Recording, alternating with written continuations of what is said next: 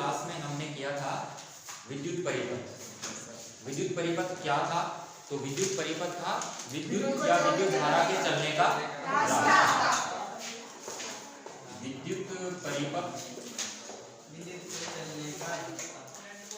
कैसे प्रतीक से लिखेंगे?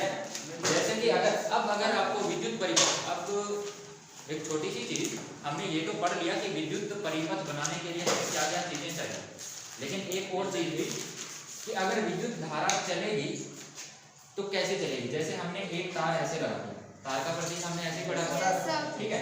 इसके बाद यहाँ पे हमने एक बैटरी लगा, ठीक है, क्लियर है? Yes sir. यहाँ पे मैंने एक बल्ब। अब मुझे एक चीज बताना, क्या ये बल्ब जलेगा? क्या ये विद्युत परिपथ है क्या? क्योंकि विद्युत परिपथ है विद्युत धारा को चलने का रास्ता। अवयव तो इसके अंदर विद्युत परिपथ के लगे हुए हैं, बैटरी भी लगी हुई है, बल्ब भी लगा हुआ है, तार भी लगी हुई है, लेकिन क्या है इसके अंदर ऐसी क्या कमी है कि हमारा बल्ब नहीं जल रहा है? तो इसका आंसर ये होगा कि अभी हमारा जो विद्युत परिपथ है वो जुड़ा हुआ नहीं है या पूर्ण नहीं है। पूर्ण पहचानना, अगर किसी भी परिपथ को या विद्युत परिपथ को पूर्ण है या नहीं है, ये हमें कैसे पहचानना होता है? हमें ये देखना होता है कि हमेशा विद्युत धारा प्लस से माइनस जाती है कि माइनस से प्लस? और इलेक्ट्रॉनिक विद्युत धारा कहाँ से कहाँ? तो अब यहाँ पे जब आपको कुछ भी ना बोला जाए तो हमेशा विद्युत धारा की दिशा किधर से किधर रहोगे? प्लस से माइनस। तो विद्युत धारा यहाँ से चलनी स्टार्ट, ठीक है। अब अगर विद्युत परिपथ पूर्ण है या कंप्लीट है या क्लोज है तो विद्युत धारा यहाँ से चलेगी ऐसे, और यहाँ से चल के और वापस इस माइनस के पास पहुंच जाएगी, ठीक है ना। तब तो हमारा विद्युत परिपथ है वो पूर्ण है, और अगर नहीं पहुंची तो विद्युत परिपथ बीच में से कहीं ना कहीं से टूटा हुआ पक्का। और अगर कहीं से टूटा हुआ है तो फिर हमारी विद्युत धारा भी नहीं चलेगी, क्लियर है। तो विद्युत धारा चलने के लिए विद्युत परिपथ का कैसा होना जरूरी है? पूर्ण या बंद होना जरूरी है, क्लियर है। कहीं पे भी तार या कोई भी आपका जो अवयव कंपोनेंट आप लगा रहे हो वो टूटा हुआ नहीं होना चाहिए, क्लियर है ना। यानी कि यहाँ से जो आवेश चलेगा वो घूम फिर के वापस माइनस वाले के पास जरूर पहुंचेगा। समझ गए इतनी बात? अगर हमें इस बल्ब को जलाना है तो ये वाली वायर को यहाँ पे हमें एक और तार जोड़नी पड़ेगी, ऐसे करके वो यहाँ पे जोड़नी, ठीक है ना। तब ये क्या करेगा, यहाँ से ऐसे विद्युत धारा चलेगी, यहाँ से चलती हुई और इस बल्ब के अंदर ऐसे घूमेगी, और जैसे विद्युत धारा इसके अंदर से घूमेगी बल्ब जलने लगेगा, और ऐसे घूमते हुए आवेश कहाँ पहुंच जाएंगे? वापस माइनस। और जैसे ही माइनस के पास पहुंच गए हम कहते हैं कि हमारे इस विद्युत परिपथ के अंदर, इस विद्युत परिपथ के अंदर से क्या चल रही है? विद्युत धारा चल रही है, क्लियर है ना। समझ रहे हो इतनी चीज? ये सारा कॉन्सेप्ट है विद्युत परिपथ का। विद्युत परिपथ के अंदर जो मेन आपके लिए समझने वाली है, एक तो उसके अवयव कौन कौन से होते हैं, तो उसके प्रतीक हम सारे लिख चुके हैं कि ये वोल्टमीटर होता है, ये एमीटर होता है, रेजिस्टेंस एच होता है, स्विच ये होता है, सारे प्रतीक हम लिख चुके हैं। लेकिन उन स्विचों को, उन सारी जो अवयव है उनको हम लगाएंगे कैसे? तो ऐसे लगाएंगे कि वो एक बंद परिपथ बन जाना चाहिए। अगर बंद नहीं होगा, कहीं से भी थोड़ी सी भी तार टूटी हुई हो गई तो आपका परिपथ पूर्ण नहीं है, और परिपथ पूर्ण नहीं है तो विद्युत धारा पूरा नहीं चलेगी, और विद्युत धारा नहीं चलेगी तो हमारा प्रतिरोध आपको दिखाना है किसी तार का, तो आप वहां पे ऐसा बना दो, ठीक है ना। ये है तो सिंपल वायर ही, लेकिन हम क्या दिखा रहे हैं? इसका प्रतिरोध दिखा रहे हैं, और हर तार का अपना एक प्रतिरोध होता ही है, ठीक है। इतना सबको क्लियर है ये चीज?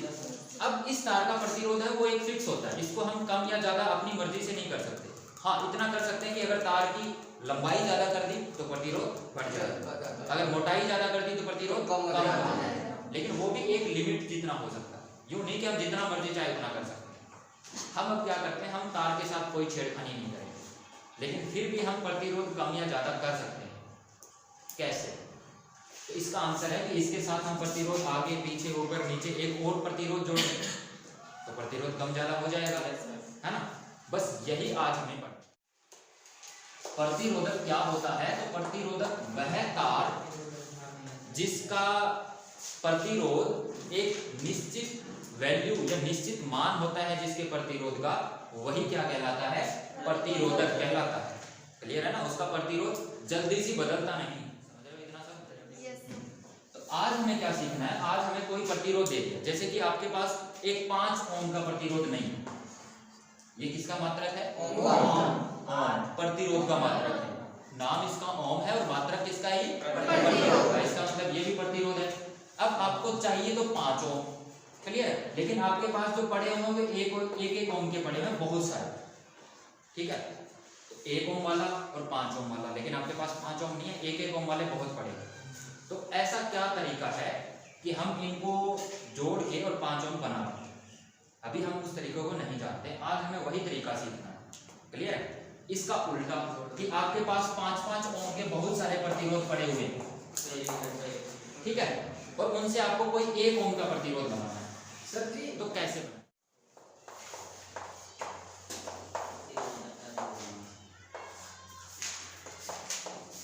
संयोजन या जोड़, ठीक है, 2 तरीके हैं इसके। एक तरीका है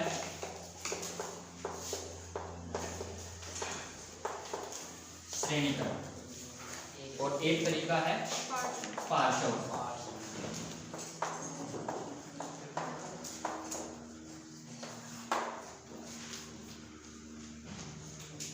ठीक है, इसको अगर आप क्वेश्चन फॉर्म में भी लिखना चाहो तो ऐसे भी लिख सकते हो, यहाँ पे एक क्वेश्चन लगा दो,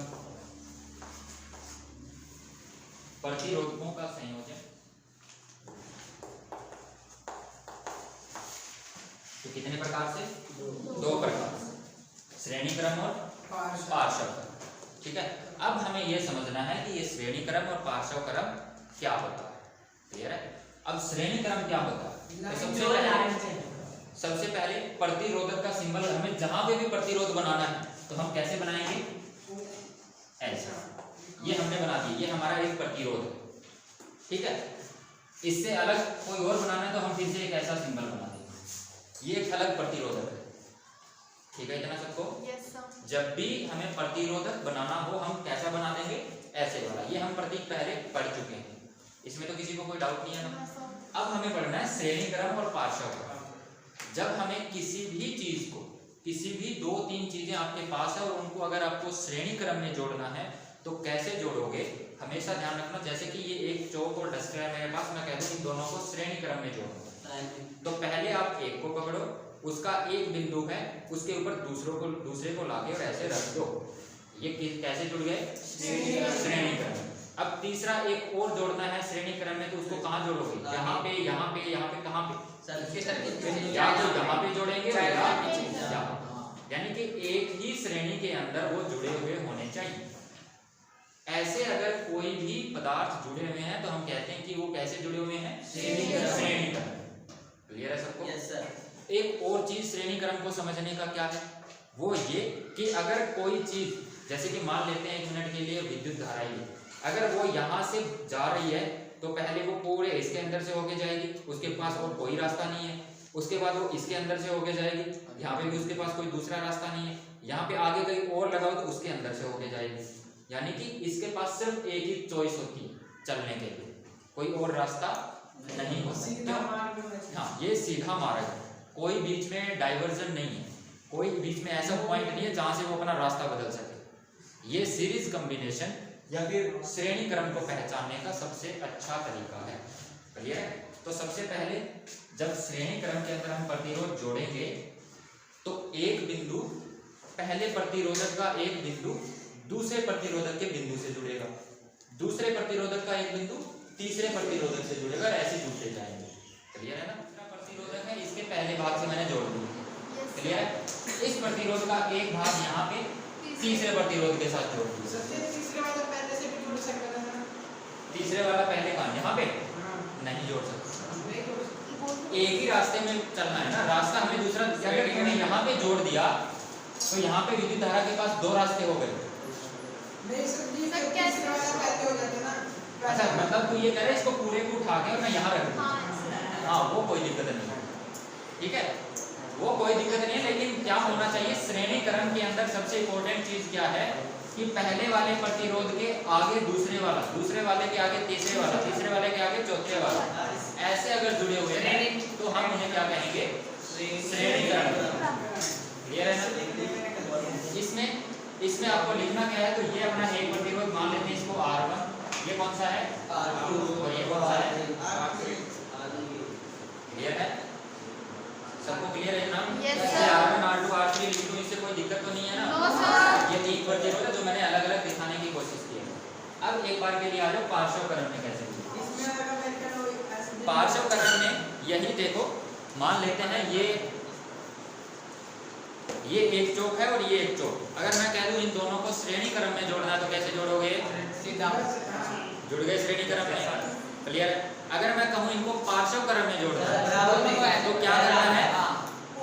इस वाला जो इसका एक हिस्सा है वो इसके एक हिस्से से, इसका दूसरा हिस्सा है वो इसके दूसरे हिस्से से ऐसे जुड़े होंगे, तब ये क्या कहलाएंगे?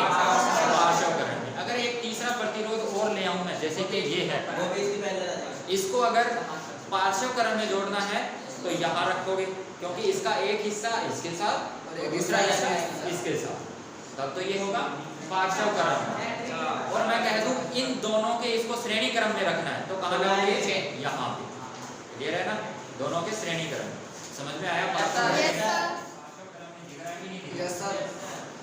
इसका नाम मैंने लिख दिया R1 और इसका नाम लिख दिया R2। अगर मैं कह दूं ऐसे ही एक R3 और लगाना हो तो कहाँ लगाओगे? यहाँ लगाओगे, यहाँ लगाओगे, यहाँ लगाओगे, यहाँ लगाओगे, यहाँ लगाओगे। यहाँ पे हम कहीं पे भी लगा सकते हैं, चाहे आप यहाँ लगाओ, चाहे आप यहाँ लगाओ, चाहे आप यहाँ लगाओ, वो आपकी मर्जी है, लेकिन यहाँ और यहाँ नहीं लगा सकते।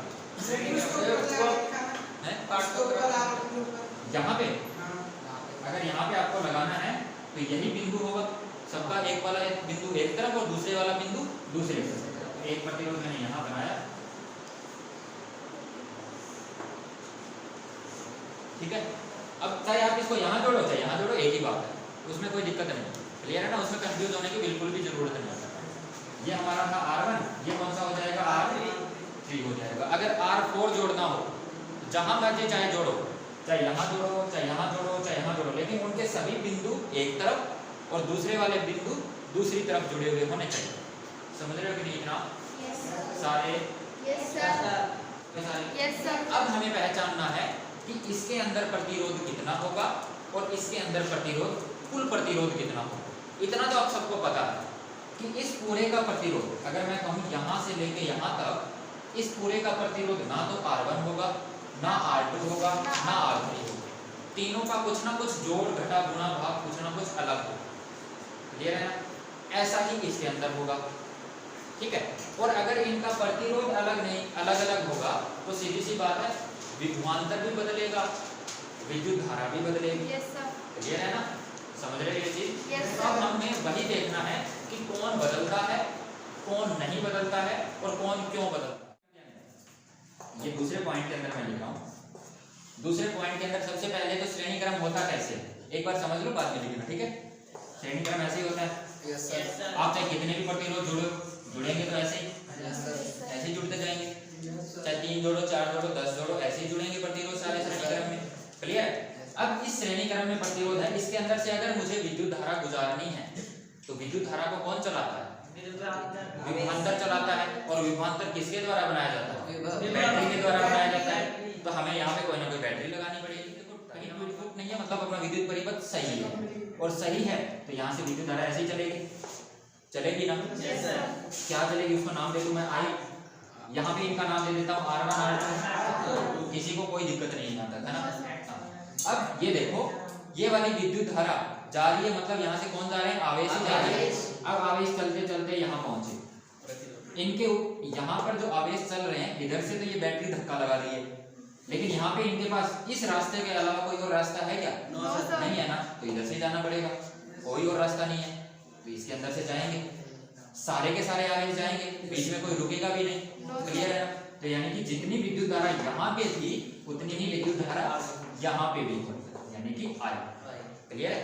हाँ, इतना जरूर है कि ये जो प्रतिरोध है, ये जो इधर से धक्का लगा रहा है उस धक्के को कम कर देगा। क्यों? क्योंकि इसका काम ही तो विद्युत धारा को रोकना है ना? और धक्के को कम कर दिया, मतलब किसको कम कर दिया? विभवांतर को कम कर दिया। तो यहाँ तक पहुँचते पहुँचते ये जो मान लेता है इस बैटरी ने जो विभवांतर यहाँ से जो धक्का लगाया वो V, ठीक है, क्योंकि विभवांतर को हम किससे लिखते हैं, V से लिखते हैं। यहाँ पे ये जो विद्युत धारा है वो तो आई ही रहेगी, क्यों, क्योंकि जितने आवेश इधर से आ रहे हैं सबके सब इधर से इसके अंदर से उनको सारे के सारे आवेश इसके अंदर से जैसे तैसे करके पहुंच गए, ठीक है। अब यहाँ पे इन आवेश के पास कोई और रास्ता है क्या, नहीं है ना, इसका मतलब फिर से इसके अंदर से जाना पड़ेगा, इसका मतलब विद्युत धारा तो उतनी ही रहेगी यहाँ पे, लेकिन धक्का फिर से कम हो गया है ना। पहले जो V1 था यहाँ पे आते आते क्या कम हो गया, V2, क्लियर है। फिर यहाँ से होके और वापस इधर से आ जाएगा, क्लियर है। इसका मतलब अब मुझे क्या बता सकते हो, प्रतिरोध तो देखो R1 और R2 अलग अलग है ना। विद्युत धारा क्या दोनों में समान है क्या, तो श्रेणी क्रम के अंदर हमने दो चीजें सीखी, प्रतिरोध है वो तो बदलेगा और विद्युत धारा है वो समान। ये दो बिंदु याद रहेंगे क्या सबको, लिख लेंगे यहाँ पे, ये डायग्राम बना लो और डायग्राम के नीचे की विभवांतर अलग अलग, क्लियर है ना। ये डायग्राम अगर आपके दिमाग में रहा तो ये पॉइंट याद रहेगा, मतलब दिमाग में क्लियर रहेगा। अब पांचवें क्रम के अंदर क्या प्रतिरोध ऐसे ही जोड़ेंगे कि अलग अलग जोड़ेंगे, अलग अलग जोड़ेंगे। अलग अलग कैसे,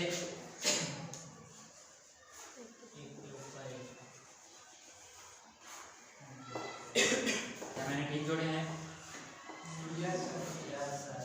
पक्का।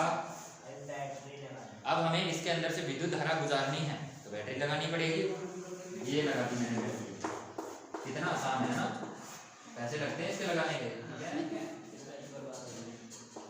और ये इधर प्लस है ये माइनस है। यहाँ पे आपके चाहे लिखे हो चाहे ना लिखे हो समझ जाना, बड़े वाली प्लेट प्लस छोटे वाली प्लेट माइनस। अब विद्युत धारा यहाँ से जाएगी, ठीक है। वही कॉन्सेप्ट लगा के मुझे क्या बता सकते हो आप कि यहाँ पे विद्युत धारा अलग अलग होगी, विभवांतर सब विद्युत धारा अलग होगी और विभवांतर सेम होगा, ठीक है ना। वो सेम क्यों होगा, देखो मैंने ऐसे पकड़ा इन दोनों को और इधर से धक्का लगाना शुरू किया, तो इसके ऊपर तो धक्का ज्यादा लगेगा, इसके ऊपर हो सकता है थोड़ा बहुत कम लगे, है ना। तो इसका मतलब धक्का कम तो विभवांतर अलग अलग। लेकिन इधर से धक्का लगाऊंगा, जितना ये चलेगा उतना इसको चलना ही पड़ेगा, चलना पड़ेगा कि नहीं, है ना। और अगर चलना पड़ेगा इसका मतलब विद्युत धारा समान है। अब आ जाओ पैरेलल कॉम्बिनेशन, ये है अपना पैरेलल कॉम्बिनेशन। अब मैंने इधर से धक्का लगाया तो जितना ऊपर वाले के ऊपर धक्का लगेगा उतना नीचे वाले के ऊपर लगेगा, क्लियर है ना। लेकिन ये चीज हो सकता है कि ये हल्का है तो हो सकता है ये ज्यादा चला जाए और ये भारी है कम चले, तो विद्युत धारा अलग अलग हो गई। समझ गए ना ये चीज सारे। ये इधर मान लेता हूँ मैं I1 है, इधर मान लेता हूँ मैं I2, क्योंकि अलग अलग है दोनों, ठीक है। अब विद्युत धारा अगर अलग अलग हो गई, विभवांतर अगर इस बैटरी का V है तो यहाँ देखो इस धक्के को कम करने वाला यहाँ तक कोई नहीं है, कोई नहीं है ना, तो यहाँ पे V होगा, यहाँ पे V तो यहाँ तक भी V, यहाँ तक भी V, यानी दोनों प्रतिरोधकों को इधर से बराबर धक्का मिला। और इधर जो कम होगा, इधर देखो ये वाली बैटरी इधर लगा हुआ, क्लियर है। तो इसका मतलब इसको भी बराबर धक्का मिलेगा और इसको भी बराबर धक्का मिलेगा, समझ रहे हो। तो इसके अंदर विभवांतर क्या होगा, एक समान। दोनों प्रतिरोधकों के लिए विभवांतर तो होगा एक समान और विद्युत धारा होगी अलग अलग। यहाँ पे क्या था, यहाँ पे दोनों प्रतिरोधकों के लिए विद्युत धारा तो थी एक समान और विभवांतर था अलग अलग, क्लियर है सबको। लिख लें इसको। श्रेणी क्रम के भी हमने 2 पॉइंट लिखे हैं, पार्श्व क्रम के भी हमने 2 पॉइंट लिखे हैं। इस क्वेश्चन को ऐसे भी पूछा जा सकता है, पार्श्व क्रम और श्रेणी क्रम के बीच में विभेद कीजिए या अंतर स्पष्ट कीजिए, तो भी यही सेम है, क्लियर है सबको। अब हमें बात करनी है कि श्रेणी क्रम के अंदर अगर बहुत सारे प्रतिरोध जुड़े हुए हैं तो उनका कुल प्रतिरोध कितना होगा, ठीक है। कुल प्रतिरोध को इंग्लिश में बोलते हैं इक्विवेलेंट रेजिस्टेंस, ठीक है, या हिंदी में बोलते हैं तुल्य प्रतिरोध, ठीक है। तुल्य प्रतिरोध बोलें या कुल प्रतिरोध बोलें या इक्विवेलेंट रेजिस्टेंस बोलें, ठीक है। यानी कि सारे के सारे प्रतिरोध श्रेणी क्रम में जुड़े हैं और उनका टोटल कितना होगा वो हम बात करेंगे। ऐसे ही सारे के बहुत सारे प्रतिरोध है जो सिर्फ श्रेणी क्रम में जुड़े होंगे, तो उनका कुल प्रतिरोध कितना होगा, ये 2 चीजें हमें अभी उन्होंने कुछ नहीं दे रखा तो हम 3 प्रतिरोध मान लेंगे, R1 R2 R3। अगर 4 होते तो R1 R2 R3 R4, ठीक है। ये व्यंजक का मतलब क्या है? व्यंजक को इंग्लिश में बोलते हैं एक्सप्रेशन। ठीक है, ठीक है ना। जैसे ही कोई भी इंग्लिश के 4 शब्द लेके उनको आपस में जोड़ घटा गुणा भाग हम करते हैं तो उसी को हम बोलते हैं व्यंजक। हम मान लेते हैं क्या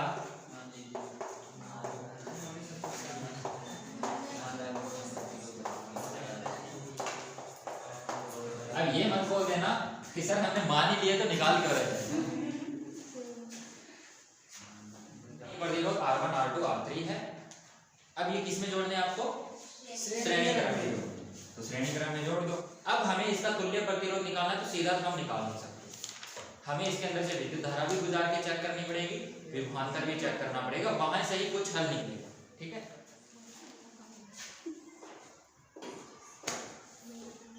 ये इसके नीचे क्या है? इसका कुछ ना कुछ विभवांतर होगा, वही विभवांतर क्या है? V। क्लियर है? इनके प्रतिरोधक कितने हैं? यही R1, इसका मान लेते हैं तो इसका क्या होगा? R2, इसका क्या होगा? R3। ठीक है इतना? ठीक है। अब ये देखो, जैसे ही हमने इसको जोड़ दिया, स्विच को बंद किया तो यहाँ से क्या चलेगी? ऐसे चलेगी I। ये I, इसके अंदर भी I है, इसके अंदर भी I, इसके अंदर भी I, और वापस यहाँ से भी क्या आ गई? ठीक है, विद्युत धारा। क्लियर है? सबके अंदर से एक समान है विद्युत धारा, है ना। लेकिन विभवांतर इन तीनों का अलग अलग होगा। इसका अगर V1 है तो इसका कितना होगा? इसका कितना होगा? तीनों का अलग अलग होगा। लेकिन एक बात मुझे बताओ, ये V1 V2 V3 टोटल किसके बराबर होगा? जो पहले भी आ था उसके, जो पहले भी था, यानी कि धक्का तो यही लगा रहा है। कुल धक्का तो इन तीनों का जो जोड़ है, वो जो कुल लगा कौन रहा है? बैटरी लगा रही, उसके बराबर ही होगा, उससे कम ज्यादा तो नहीं होगा ना। सबको क्लियर है ये चीज? Yes sir. यही एक मेन पॉइंट है। ये हमने सर्किट बना दिया। सर्किट इंग्लिश में विद्युत परिपथ में कुल विभवांतर सभी प्रतिरोधकों के विभवांतर के योग के बराबर है। Yes sir. क्लियर है ना सबको? यानी कि V1 + V2 + V3 बराबर किसके है? V के। ठीक है ना? क्लियर है ये लाइन? Yes sir. यही मैं जो लाइन लिखी है इसको मैं अगर ऐसे लिखूं, V बराबर है V1 + V2 + यहाँ तक किसी को कोई दिक्कत है क्या? No sir. नहीं है। अब ओम का नियम क्या सबको आता है? Yes sir. अगर आता है तो बताओ क्या होता है? V बराबर I × R, यही होता है। Yes sir. यहाँ पे भी इसके अंदर अगर मुझे ओम का नियम लगाना है तो विद्युत धारा कितनी लेनी पड़ेगी?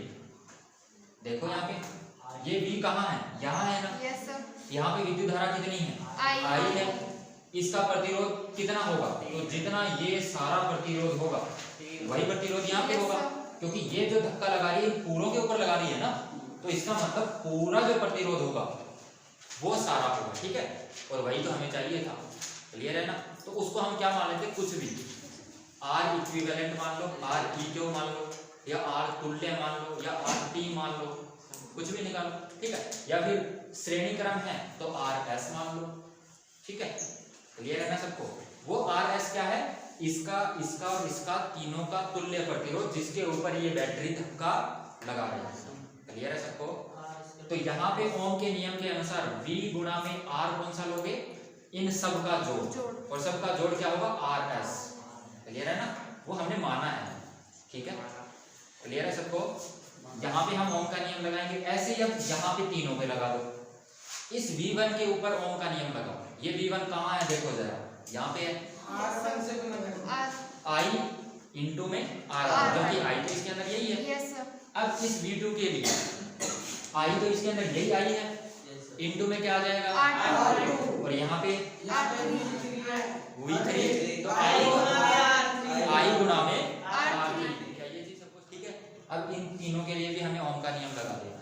ठीक है, फिर दूसरा क्या है? V1, इसके लिए क्या आएगा? I × में R। ठीक लिख रहा हूँ? Yes sir. V2 बराबर I × R2, I × R2, और V3 बराबर I R3, I R3। और अगर होता V4 तो उसके लिए भी लिख दो I R4, R4। अगर पांचवा और होता तो उसके लिए भी। तो अब आपको ये भी समझ में आ रहा होगा मैंने 3 ही प्रतिरोध क्यों लिए, क्योंकि 3 के लिए जो होगा वही 4 के लिए भी लिख देंगे, 5 के लिए भी लिख देंगे, वही 2 के लिए भी लिख देंगे। समझ रहे हो सारे? कहाँ रखेंगे इनको? इसके अंदर रखेंगे। V की जगह IRS लिख देंगे, V1 की जगह IR1 लिख देंगे, ऐसे V2 V3 की जगह। क्लियर है? तो लिख देते हैं अभी क्या आएगा, IRS, ठीक है, yes sir, IR1, IR2, IR3। क्या यहाँ तक किसी को कोई डाउट है? No sir. अब ये देखो, ये I कॉमन है, दोनों तरफ कट जाएगा, कटेगा कि नहीं? यस सर, तो कट गया, तो ये यहाँ पे बचा क्या, RS बराबर है R1 plus R2 plus R3। यही है श्रेणी क्रम का तुल्य प्रतिरोध। अगर आप सभी प्रतिरोधकों को अगर श्रेणी क्रम में जोड़ रहे हैं तो वो हमेशा क्या होते हैं, जुड़ जाते हैं। सिंपल जोड़। अगर 3 प्रतिरोध क्वेश्चन के अंदर ही दे दिए गए तो आप माना मत लिखना, क्योंकि उसमें दे रखे हैं, अब हमें मानने की जरूरत ही नहीं। क्लियर?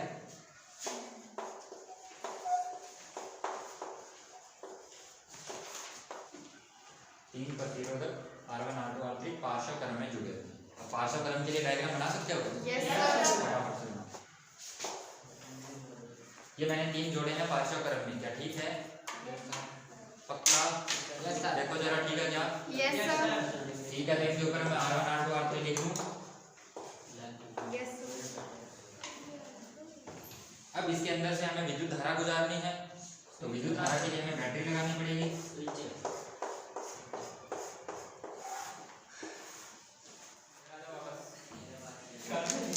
रक्षाबंधन क्या है इधर देखो, अब देखो यहाँ पे हमारे पास विद्युत धारा है, लेकिन यहाँ पे जैसे ही विद्युत धारा पहुंची मुझे 3 रास्ते मिले। यस सर, ठीक है, तीनों में अलग अलग जाएगी। इधर जाएगी, उसको हम बोल देते हैं I1, इधर जो जाएगी उसे हम बोल देते हैं I2, और इधर जो जाएगी उसे हम बोल देते हैं I3। विद्युत धारा अलग अलग हो गई। यही हमने पहले पढ़ा था कि पार्श्व क्रम के अंदर विद्युत धारा अलग अलग होती है। इसको याद रखने का क्या तरीका है, समझने का क्या तरीका है? देखो यहाँ पे 3 रास्ते हैं, यूं लगा लो इधर से कोई नहर जा रही है और उधर से आगे 3 नहर निकल गई, तो ये तो है नहीं कि एक नहर तो पूरी भरी जा रही है और 2 बिल्कुल खाली। क्या ऐसा होता है क्या? नहीं होता ना, तीनों में पानी बढ़ता है। हाँ, ऐसा हो सकता है कि एक नहर ज्यादा बड़ी है तो उसमें ज्यादा पानी। यहाँ की बात करता हूँ, ठीक है ना? समझ रहे हो सारे? Yes sir.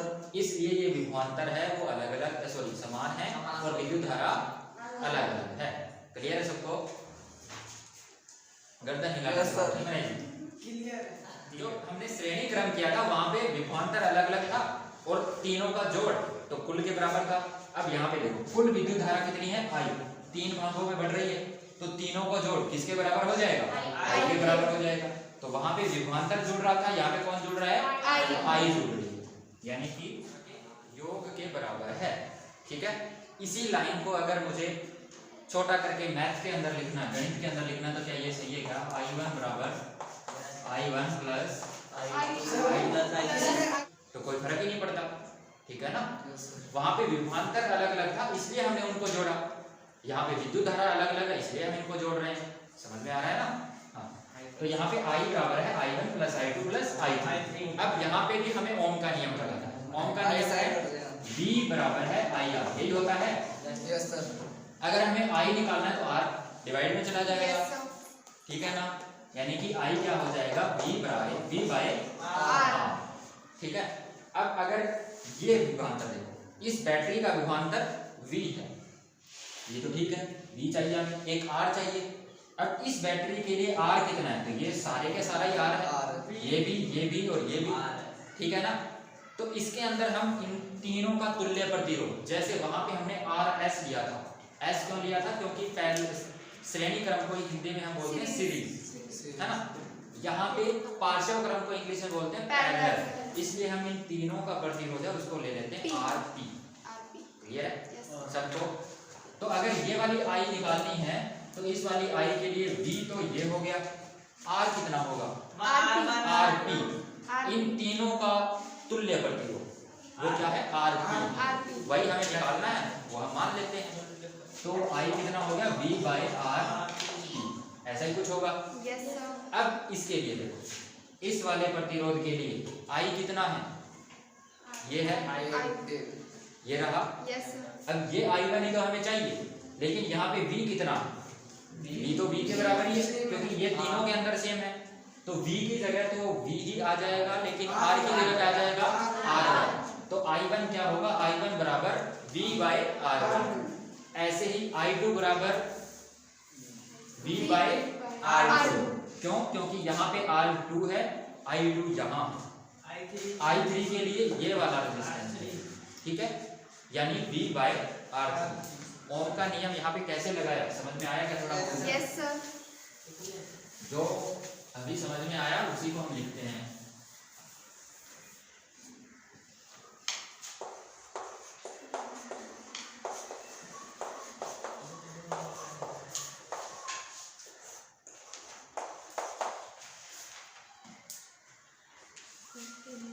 पहले हमें कुछ माना नहीं है ना, पहले मानो।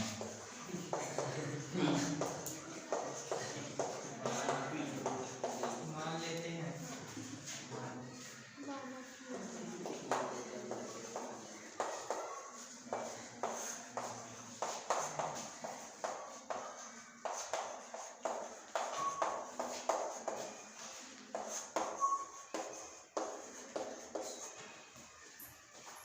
ये तुल्य प्रतिरोध कितने का है, इस पूरे का तुल्य प्रतिरोध, ठीक है।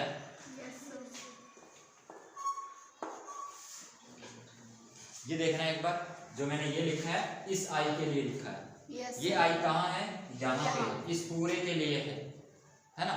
इस पूरे के लिए जो विभवांतर है वो तो ये वाला भी ही है, और प्रतिरोध इस पूरे का क्या है, R।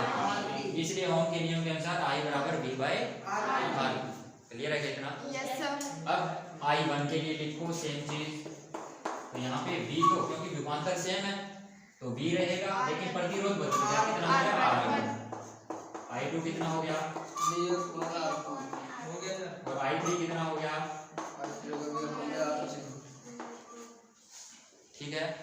यस अब ये I1 I2 I3 ये वाली जो समीकरण है, जो इक्वेशन है, उसको मान लो 1, इसके अंदर इसको रख दो, रख दोगे? Yes sir.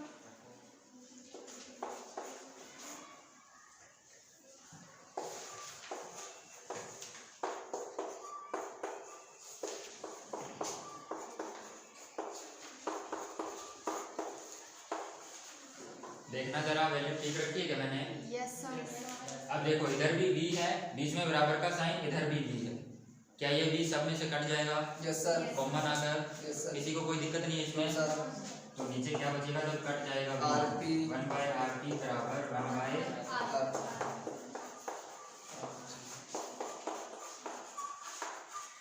यही हमारा क्या हो गया, पार्श्व क्रम का तुल्य प्रतिरोध। जब हमने श्रेणी क्रम का किया था तो सीधा जुड़ गया था, यहाँ पे क्या करना है, पहले उल्टा लटकाना है और उसके बाद जोड़ना है। जोड़ दोगे? Yes sir. सारे? Yes yes sir. सर। कोई डाउट नहीं है? No sir. यहाँ तक हमने कर लिया है श्रेणी क्रम और पार्श्व क्रम का संयोजन। श्रेणी क्रम जब करेंगे तो तुल्य प्रतिरोध कितना होगा, पार्श्व क्रम में अगर हमने जोड़ दिया तो तुल्य प्रतिरोध या इक्विवेलेंट रेजिस्टेंस कितना होगा। क्लियर है सबको?